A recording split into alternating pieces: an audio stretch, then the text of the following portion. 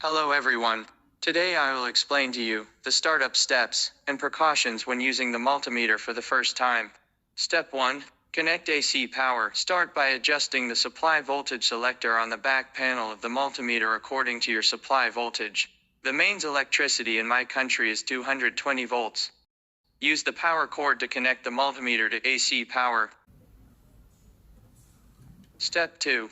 Start the multimeter. Please press the power key on the front panel to start the instrument. The third step. Boot process. Normal startup. The user interface is displayed at startup.